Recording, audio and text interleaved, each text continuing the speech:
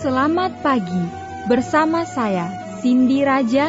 Mari awali aktivitas dan pelayanan Anda sepanjang hari ini melalui renungan pagi dengan tema Agama yang Bersinar, yang akan menyuguhkan kepada kita suatu cara yang lebih baik, menyingkapkan kepada kita suatu kehidupan yang lebih sederhana dan lebih manis.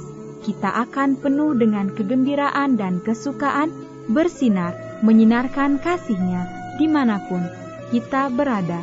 Dituliskan oleh Ellen G. White bersama Pendeta Denny Kanajo. Selamat mendengarkan. Shalom, selamat pagi para pendengar yang diberkati oleh Tuhan dimanapun Anda berada saat ini. Kita akan sama-sama mendengarkan firman Tuhan melalui audio renungan pagi. Pada tanggal 5 Februari 2023 dengan judul Tuhan bersukacita untuk mencurahkan berkat. Sebelum kita melanjutkan bacaan renungan kita pada pagi hari ini, kembali saya mengajak semua para pendengar yang setia untuk berdoa bersama-sama. Bapa kami yang bersemayam di dalam takhta kerajaan sorga, terima kasih Tuhan Yesus, oleh karena kasih dan rahmat Tuhan begitu besar bagi kehidupan kami. Lebih khusus panjang malam di dalam pembaringan kami, hingga tiba di pagi hari ini kami bangun dengan tubuh sehat dan segar. Sebelum kami melakukan segala tugas pelayanan pekerjaan kami sepanjang hari ini, kami sangat rindu Tuhan untuk belajar mendengarkan firman Tuhan. Curahkanlah kepada masing-masing kami kuasa Roh Kudus-Mu, agar kami dapat mengerti dan mempraktekannya dalam kehidupan kami setiap hari. Terima kasih Tuhan Yesus, ampuni kami Bapa, karena kami sudah berdoa hanya di dalam nama Tuhan dan Juru Selamat kami. Amin. Ayat inti kita terambil di dalam Yeremia 32 ayat yang ke-38 hingga ayat 41. Demikian firman Tuhan. Maka mereka akan menjadi umatku, dan aku akan menjadi Allah mereka. Aku akan bergirang karena mereka untuk berbuat baik kepada mereka, dan aku akan membuat mereka tumbuh di negeri ini dengan kesetiaan, dengan segenap hatiku, dan dengan segenap jiwaku. Mari kita ikuti penjelasannya. Kasih Kristus bagi anak-anaknya begitu lembut dan kuat, dan itu lebih kuat daripada kematian. Karena Dia mati untuk mendapatkan keselamatan kita, dan untuk menjadikan kita satu dengan Dia, satu secara mistik dan abadi. Begitu kuatnya kasih-Nya, sehingga kasih itu mengendalikan semua kuasanya dan menggunakan sumber daya surgawi yang luas dalam melakukan kebaikan bagi umat-Nya. Itu tanpa adanya perubahan atau bayangan perubahan yang sama kemarin, hari ini, dan selamanya. Meskipun dosa telah ada selama berabad-abad, mencoba untuk menentang kasih ini dan menghalangi alirannya ke bumi, kasih masih mengalir deras kepada mereka yang untuknya Kristus mati, untuk mengasihi para malaikat yang tidak berdosa, yang melakukan pelayanannya dan taat pada semua perintahnya, tetapi Dia tidak memberi mereka kasih karunia. Mereka tidak pernah membutuhkannya, karena mereka tidak pernah berbuat dosa.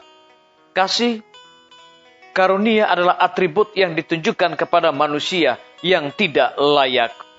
Kita tidak mencarinya. Kasih dikirim untuk mencari kita.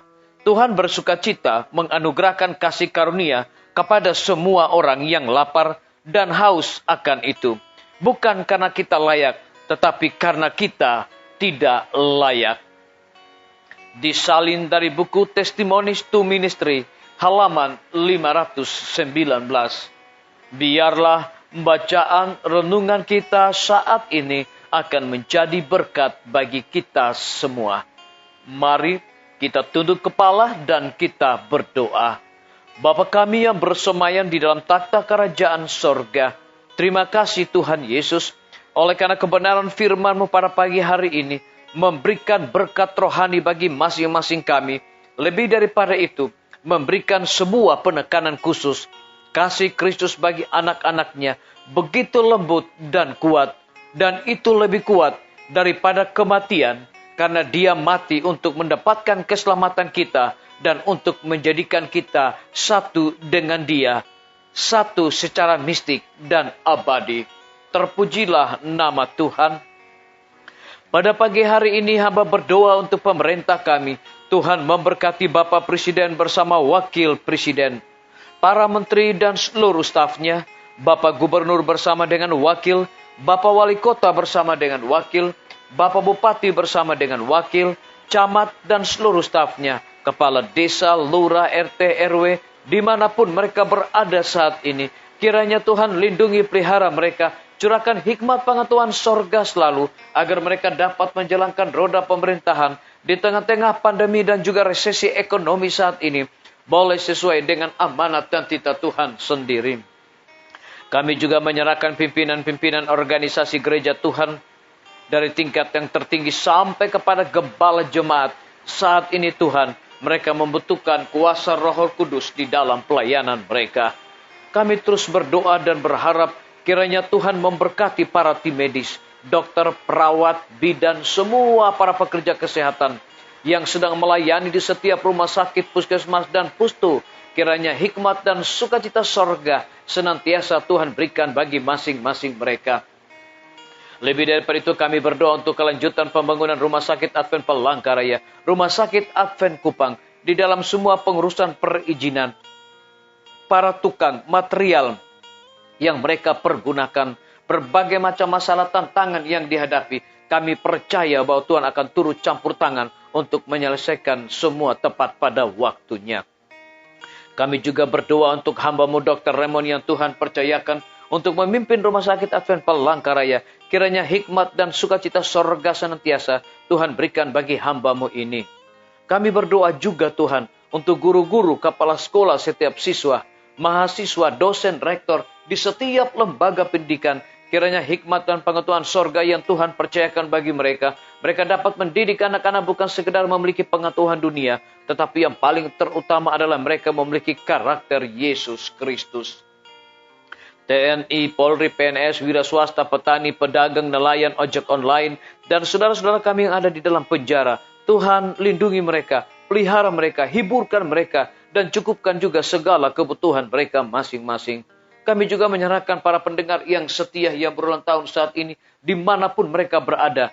Dengan bertambahnya usia yang Tuhan percayakan bagi kehidupan mereka, mereka selalu bersyukur dan menjadi saluran berkat bagi sesama manusia.